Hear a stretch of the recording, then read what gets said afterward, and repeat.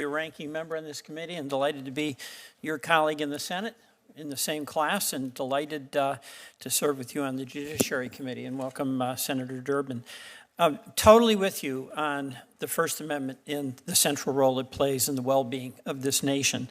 It was such a radical concept in 1791. I mean, it's hard to imagine that at a time when kings were the law, we had a republic that protected our fundamental freedoms to religion, to speech, to assembly, the right to petition the government, and to have free press that could operate without any fear of government's censorship.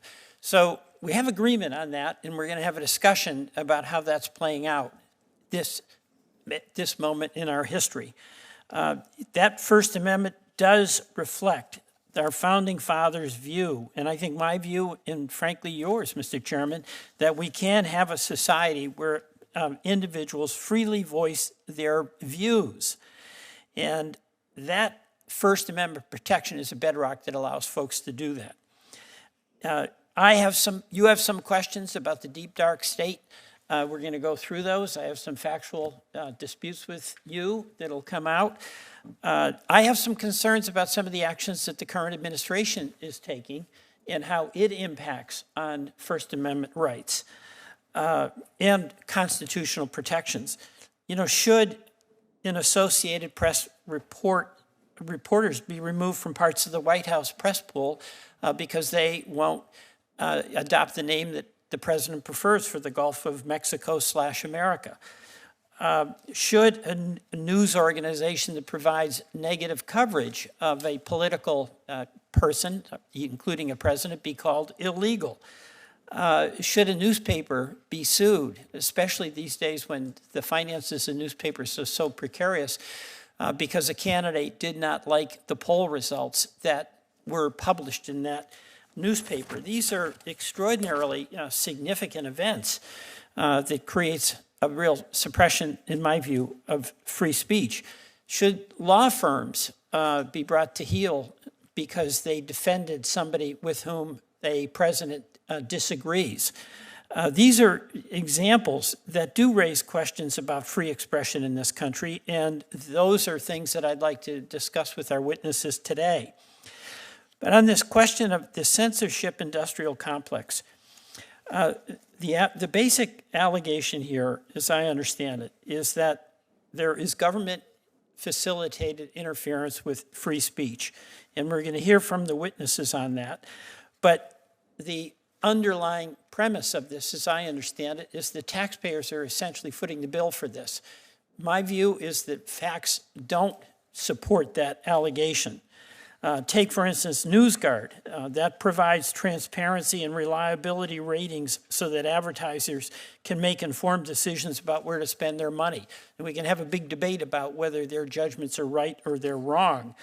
But I understand that the organization only received a few very small federal grants to do specific things. And the main work that they did, and those grants, by the way, came from the Trump administration back in 2020 to track and warn of Russian, Chinese, and Iranian disinformation that is targeting Americans, which is, by the way, a really fundamentally important distinction. The speech of Americans is protected. Does that mean that we want to protect literally foreign actor efforts to undermine the rights of Americans to make their own decisions about who will be their leaders? Another allegation that is part of this is that the Twitter files released by Elon Musk, some claims were that the Twitter files show that the government censored 22 million tweets. I have a factual dispute with that. They argue that because the government provided funding to institutions that studied election disinformation, and because the institutions flagged social media posts with disinformation for companies, these institutions were part of a government conspiracy to suppress speech.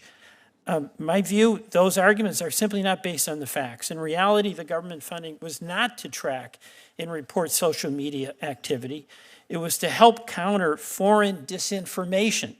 And only 29 180 tweets were actually reported to Twitter because they did appear to violate Twitter's terms of service, Twitter's own terms of service.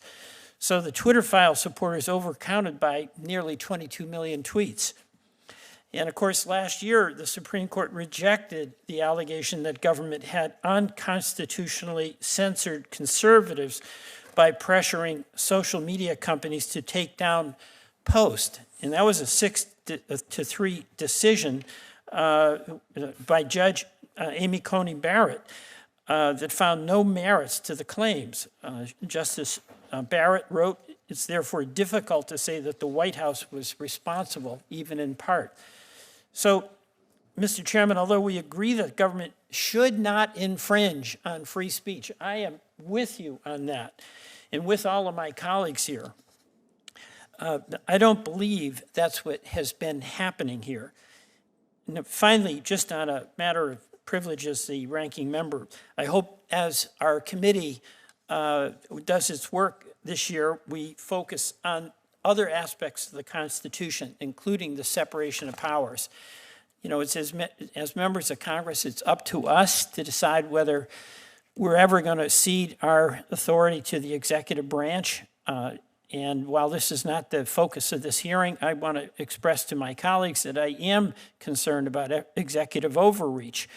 During the first week in office, the new administration, Office of Management and Budget, imposed a freeze on all federal grants and other financial assistance. That is reminiscent of the impoundment action that President Nixon took, which was found to be unconstitutional. Congress seems on the brink of ceding that authority to the president in the recent CR. 17 inspector generals were fired without notifying Congress. That's in direct contravention of the clear language of the law.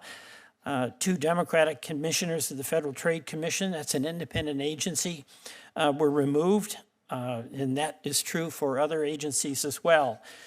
And can a president dismantle a department like the Department of Education, whatever your views are about that department, when it was created by Congress, and can the president do that, any president, unilaterally? My view is no. It's a ceding of congressional authority where what we do is give up our legislative prerogative and therefore take away one of the checks in the checks and balances system that we have as government.